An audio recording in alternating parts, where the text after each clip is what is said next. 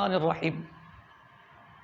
کافیہ پڑھنے والوں کے لیے بڑی دلچسپ کتاب ہے، چونکہ اسے سوالن جواباً پڑھایا جاتا ہے، اعتراضات نکال کے پڑھایا جاتا ہے۔ کافیہ پھر جامی بھی اسی طرز پر پڑھائی جاتی ہے، جامی والے جواب نقل کر دیتے ہیں، سوالات قائم کرنے ہوتے ہیں۔ جس مقام پر صاحب کافیہ نے الکلمۃ لفظ ارشاد فرمایا، وہاں الکلمہ پر معترض نے ایک اعتراض قائم کیا۔ اس نے کہا کہ یہ جو الف لام ہے، یہ الف لام جنس کا نہیں ہو سکتا۔ کیوں؟ اس کی وجہ یہ ہے کہ اس کے آگے تا وحدت کی ہے۔ ہم چونکہ جو ہم سے مطالبہ ہوا، پوچھا گیا، اسی کو واضح کرنا چاہیں گے، تو صرف اعتراض کا اسی حصے کو ہم واضح کرنا چاہتے ہیں۔ اس نے کہا جی الکلمۃ میں دیکھیں یہ تا لگا ہوا ہے، یہ تا وحدت کا ہے اور الف لام جنس کا ہے۔ جنس وہ کلی ہوتی ہے جو مقول علی کثیرین ہوتی ہے، اور تا وحدت کی ہوتی ہے۔ تو بھئی وحدت اور کثرت میں تو تضاد ہے، تو ایسا کیسے ہو سکتا ہے کہ یہاں سے لفظ شروع ہو تو وہ کثرت والا ہو اور یہاں آئے تو وہ وحدت والا ہو جائے؟ تو یہ تا میں اور الف لام میں آپس میں میچنگ نہیں ہے، موافقت نہیں ہے۔ اس کا جواب صاحب کتاب نے دیا، تو بشیر الناجیہ والوں نے بھی لکھا ہے، سنبٹ والوں نے بھی لکھا ہے، ہمیں سنبٹ کی عبارت دی گئی تھی۔ انہوں نے کہا کہ آپ کو غلطی لگی ہے، آپ اس وحدت کو پہچان نہیں پائے۔ یہ جو وحدت ہوتی ہے، وحدت چار طرح کی ہوتی ہے۔ ایک وحدت جنسی ہوتی ہے، ایک وحدت فردی ہوتی ہے، ایک وحدت نوعی ہوتی ہے، اور ایک وحدت صنفی ہوتی ہے۔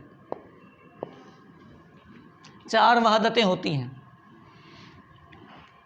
یہ کئی جہات سے سبق یاد کیا جا سکتا ہے۔ جب ہم خاص کا سبق اصول فقہ میں پڑھتے ہیں تو وہاں بھی خصوص فرد، خصوص نوع اور خصوص جنس پڑھتے ہیں۔ یہ وہی ہے وحدت، وہی والی وحدت ہے، بیان کرنے کے انداز الگ ہوتے ہیں۔ خصوص فرد، خصوص نوع اور خصوص جنس۔ یہاں وحدت فردی، جنسی، نوعی اور صنفی کر دیا ہے۔ تو وحدت فردی وہ ہوتی ہے جو شخصی وحدت پر دلالت کرے، زید، رجل، یہ شخصی وحدت پر دلالت کرتے ہیں۔ جنسی وحدت وہ ہوتی ہے جو جنس واحد پر دلالت کرے، جو ایک جنس پر دلالت کرے۔ اور یہ معمول بھی ہے، جامی والوں نے الفاظ بول کے ارشاد فرمایا کہ کہا جاتا ہے جنس واحد، ایک جنس، مطلب جنس جو ہے وہ وحدت سے متصف ہوتی ہے۔ اسی طرح نوع بھی وحدت سے متصف ہوتی ہے۔ یہاں تک تو بات بڑی آسان ہے، جنس بھی وحدت سے متصف ہوتی ہے اور نوع بھی وحدت سے متصف ہوتی ہے۔ ہمارے سوال کا جواب ہو گیا کہ جناب علی یہ جنس اور وحدت یہ آپس میں مخالف نہیں ہے، متضاد نہیں ہے۔ یہ جو جنس ہے یہ واحد ہو سکتی ہے، لہٰذا یہ الف لام جنسی لینے کے باوجود، تا وحدت کی لینے کے باوجود ان کا اجتماع جائز ہے۔ یہاں تک تو ہماری اس عبارت کا حل، اعتراض کا جواب جو ہم سے پوچھا گیا تھا وہ ہے۔ لیکن اس پوچھنے والے نے ہمیں یہ پوچھا تھا کہ یہ ہیں کیا چیزیں؟ فردی شخصی کو کہا جاتا ہے جو کسی معین ذات پر دلالت کرے۔